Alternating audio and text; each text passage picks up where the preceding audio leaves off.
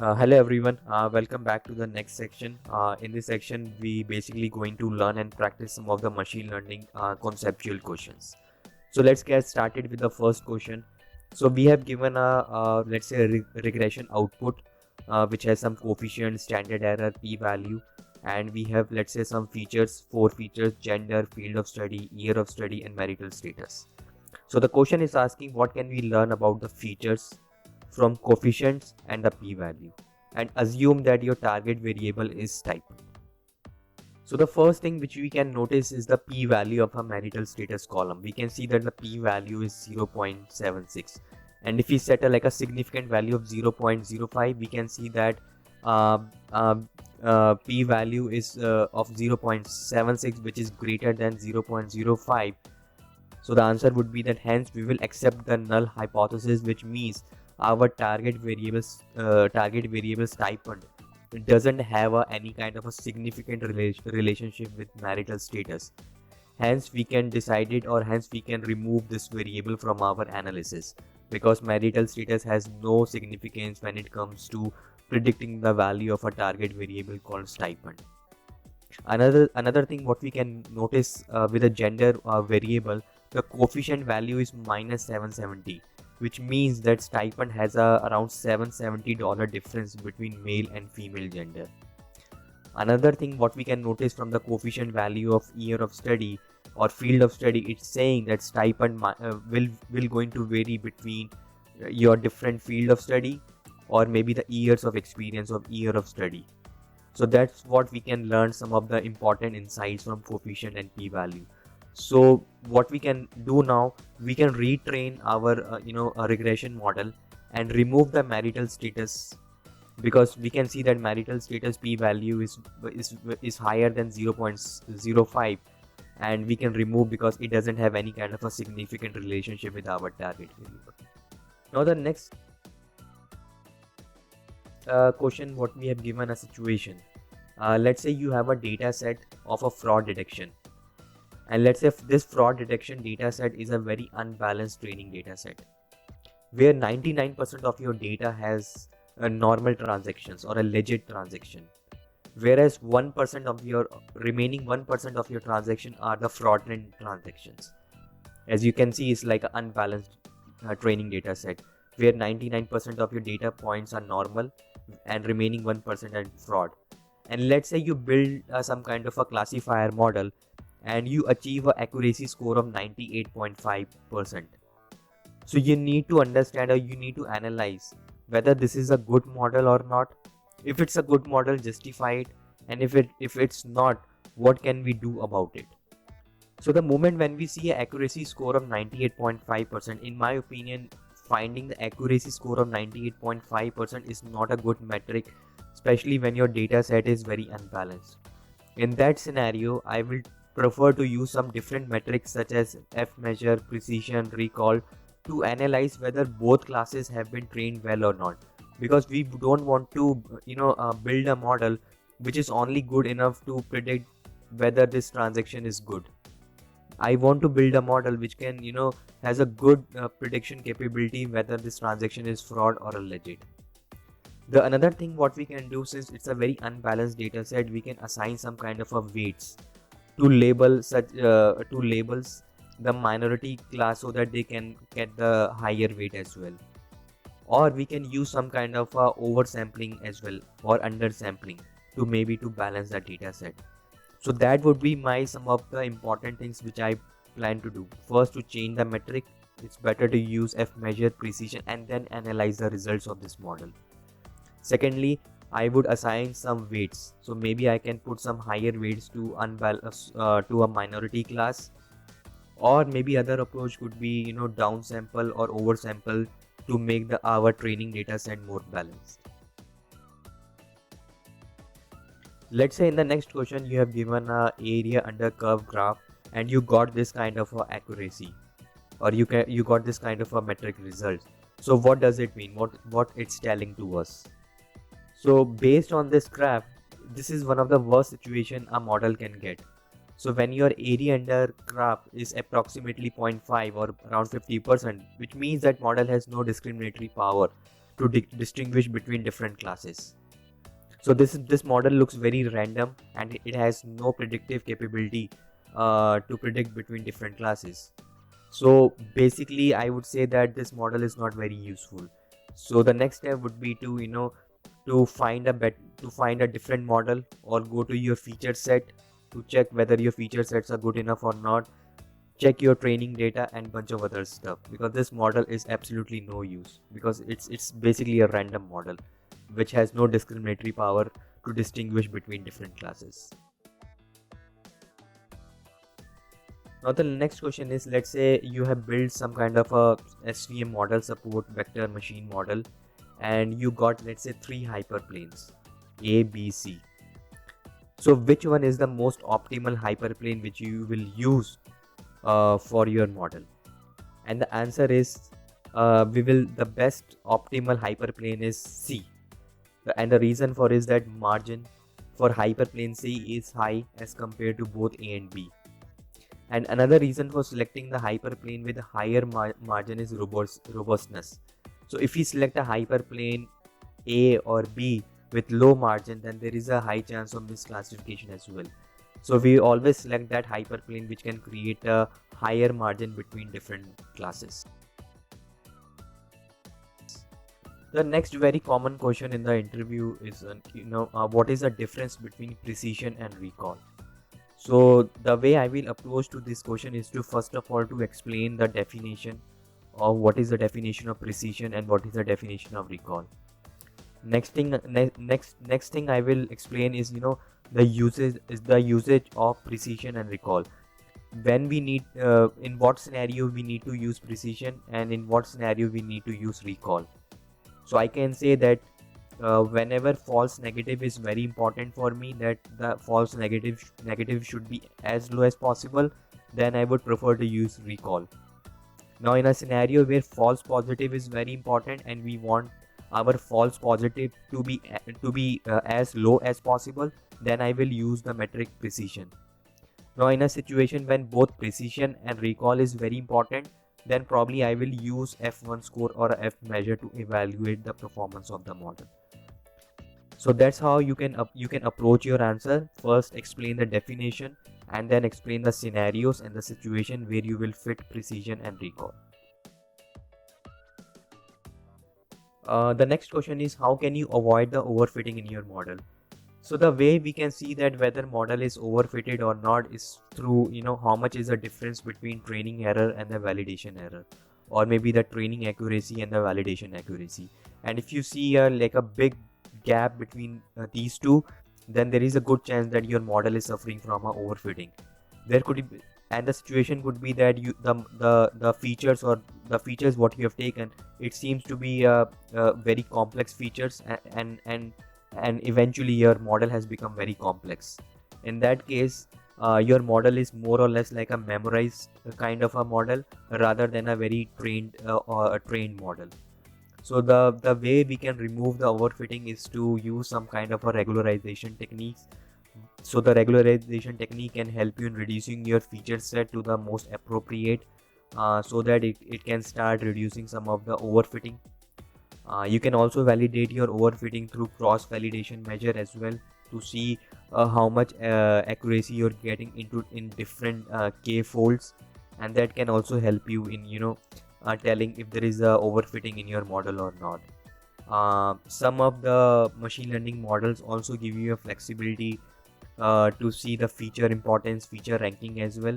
So if you see that your model is suffering from overfitting, maybe with the help of a feature ranking or a feature importance, you can reduce your feature space and make your model more generalized as compared to a more memorized kind of a model.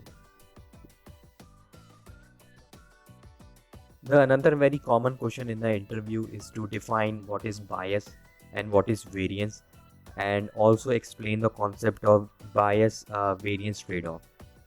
So you can explain that bias is a situation when your both your training accuracy and validation accuracy is very low, and this is a sign of like a underfitting, and this can be reduced by increasing the more features in your data set, or maybe adding more training data points in your data set. And similarly, the variance happens when your training error and validation error has a very huge difference between the two, and this is a good sign that your model is facing a overfitting.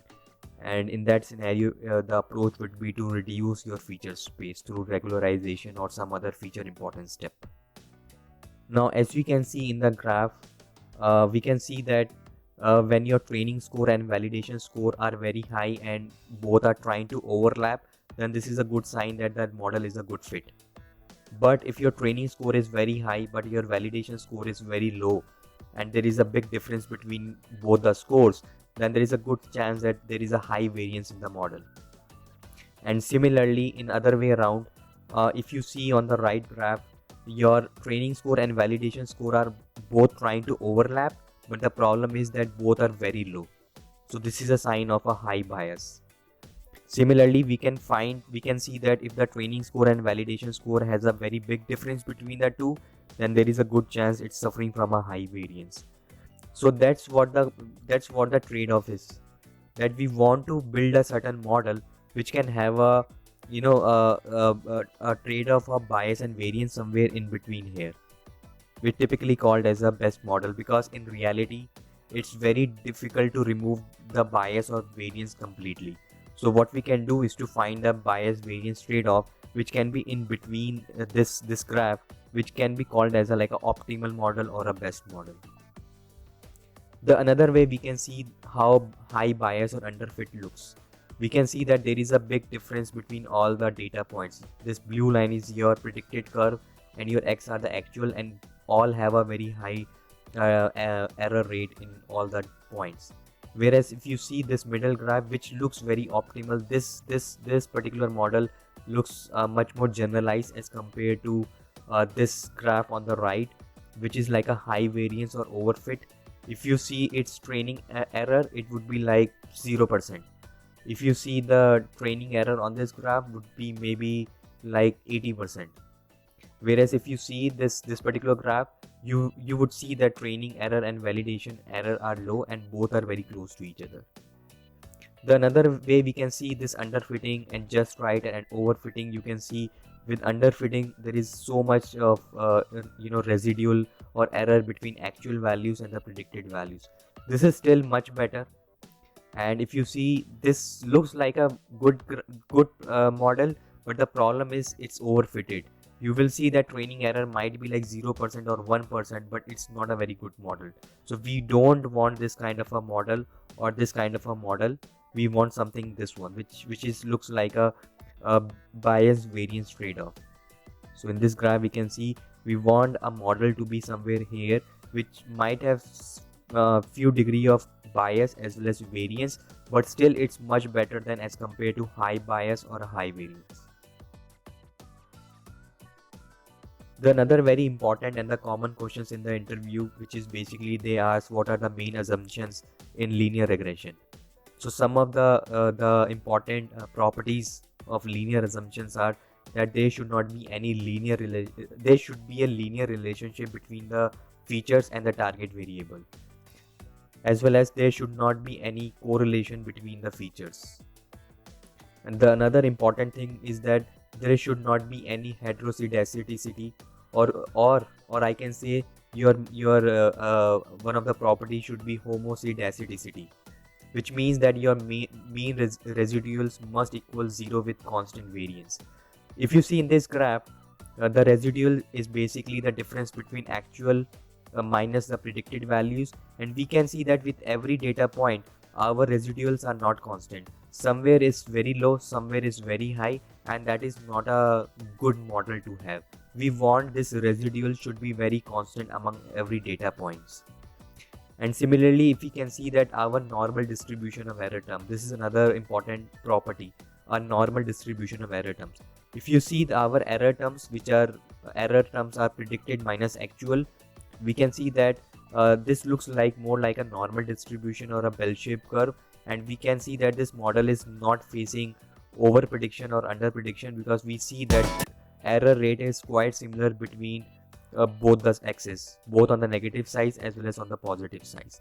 So these are some of the assumptions of the linear regression, that there should not be there should not be any correlation between the features. There should be a linear relationship between the features and the response variable, a normal distribution of error terms. At the same time, the mean residuals must equal 0 with constant variance. The next question looks very similar to our old questions or previous questions. What is dimensionality reduction and what are the benefits of this? We can see that we need to reduce the dimensionality sometime when we have a very huge feature set, like 2000 attributes or 2500 attributes. We need to reduce the dimensions of those feature set. At the same time, the benefits would be that it reduces the time, storage requirements, it reduces the problem of overfitting.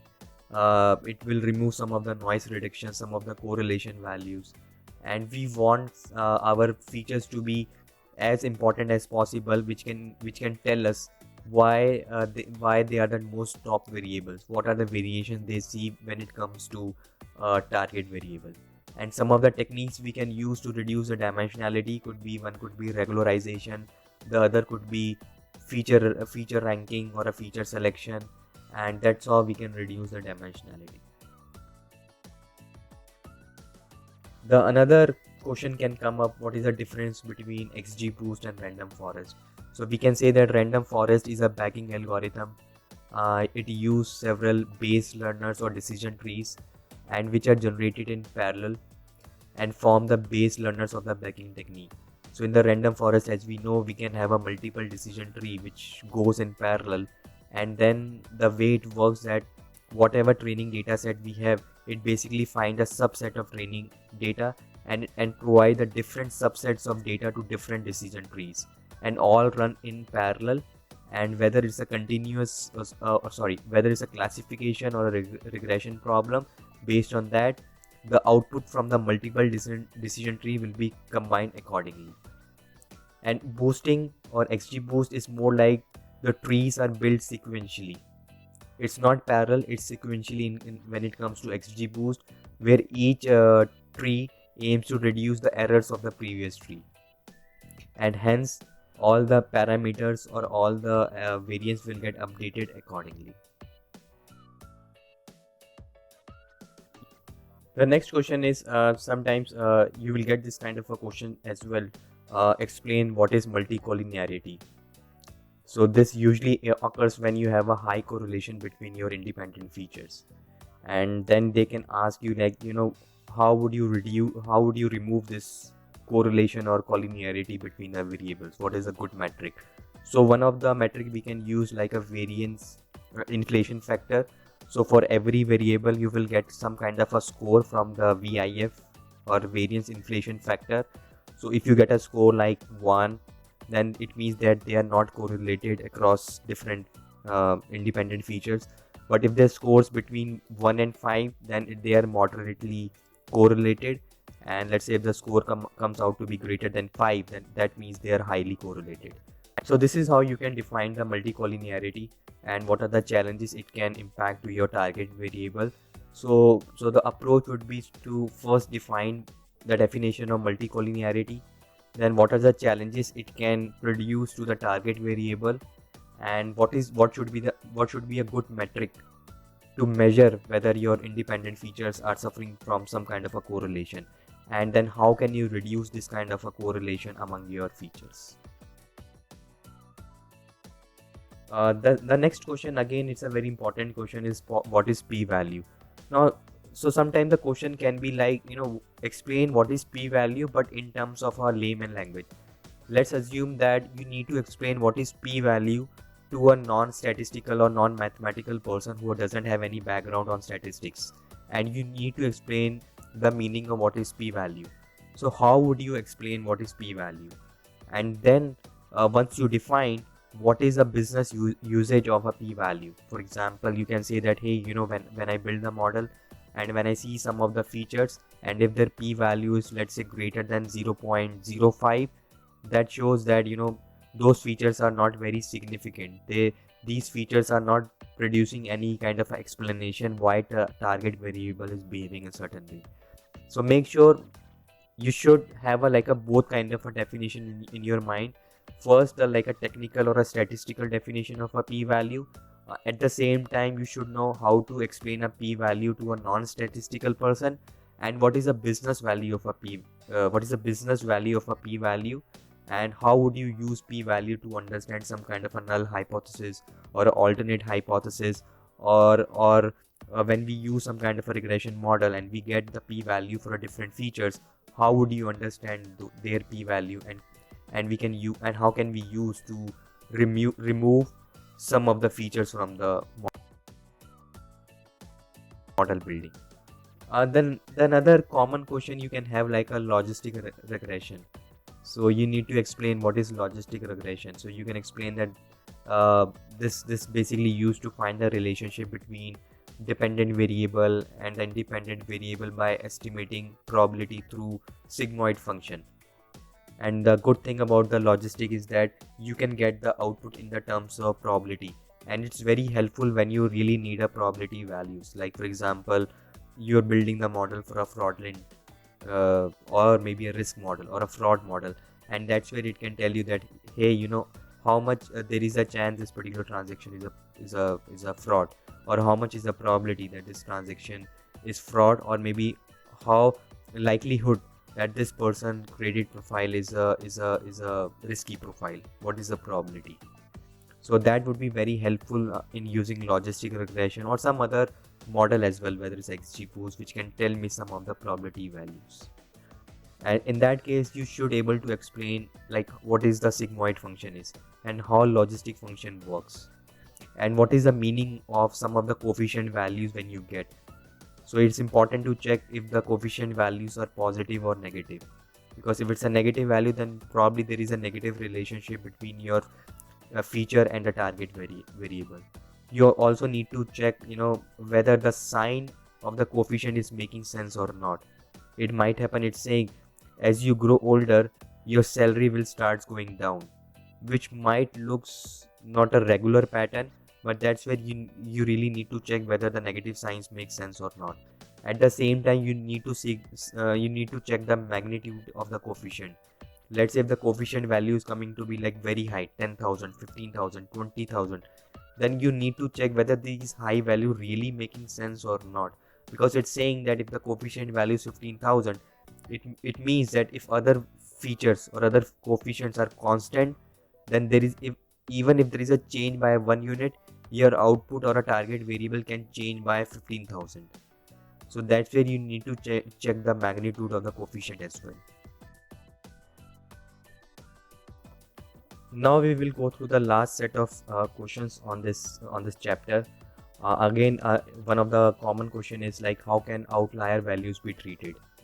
Now you need to understand that whenever you see any kind of a outlier value, it doesn't mean we have to remove from our data set, because those outlier value can be very important as well, especially let's say if it's a fraudulent problem statement or a credit risk model or a stock market kind of a model. So that's where outlier values needs to be available in your data set, and we are not supposed to drop them. So the important thing is that whenever you see any kind of a outlier value, your next step is to analyze what is the reason behind that outlier value, and you know what can we do to reduce the impact of outlier values. Some of the common ways to treat outlier values would be to change the value and bring in within the range using some kind of a standardization or a normalization method, or maybe substituting those high outlier values with either the 99 or the first percentile values. And if you see these outlier values are just a noise, then you can decide and remove that value. Now the next question is to differentiate what is the meaning of univariate, bivariate and multivariate analysis. So whenever we are doing some kind of analysis on a given variable, only a one variable, then it's like a univariate analysis. But when we are doing some kind of analysis between two different variables, let's say we are trying to find a relationship between variable A and B, then it's called a bivariate analysis. Like for example, the case of scatter plot. For example, if my number of customers are increasing, does it correlating to my sales revenues are also increasing? So it's like a bivariate analysis. And when we do more than two variables to understand the analysis, then it's called a multivariate analysis. And then what is the difference between R square and adjusted R square? So as we know that R square means R square basically tell us how much the total variation in your target variable is explained by the variation in the X independent variables. Or we expect that the value of R square should be lie between 0 and 1, and we want this R value to be as high as possible. So let's say example where R square value is just 32%, which means that only 32% of variance in the target variable is explained by our independent features, which, to be honest, 32% is a very low number. So since we want our R square to be as high as possible, so let's say if the R square is 95%, it means 95% of the variance or insight has been explained by the independent features. Now what is adjusted R square? Now the problem or a drawback of a R square value is whenever we add new feature in our data set, R square automatically assume that R square value either needs to be increased or remain constant because we have increased a new feature or a new column in the data set. But ideally or realistically, that never be the case. It might happen that by adding a new feature, you might have increased the correlation in the data set, and that can result in reducing your R square. But that's a problem with the R square. R square automatically assume since you have added a new feature, it means that R square value either needs to be increased or remain constant. And that's why instead of using the R square at that time, use a adjusted R square metric to see if there is a change in the R square value or not after increasing the new feature in your data set. Then the next common question comes up, explain what is objective function, what is the use of objective function, how do we create an objective function. And at the same time they can also ask you what is log function or a loss function. So you should be very clear what is the meaning of objective function, what is loss function, how do we create this objective function, and so on. So that is also a very important question when it comes up in the interview. Explain the difference between objective function or a loss function and so on. And then similarly, what is the meaning of a prediction probability? So let's say if your model is giving you a prediction of 0.8, 0.2, 0.3, 0.7, how would you quantify, how would you understand whether 0.7 prediction probability is good or bad, or whether 0.6 is good or bad? Or let's say you have built a credit risk model, and let's say for every customer you got some kind of a probability score of 0.7, 0.6, 0.8, 0.5.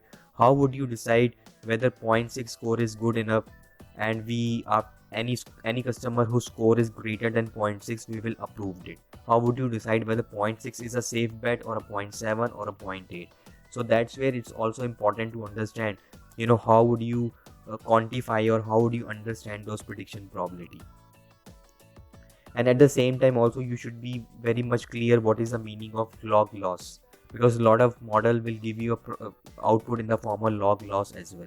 So you should be very much clear what is the meaning of log loss here.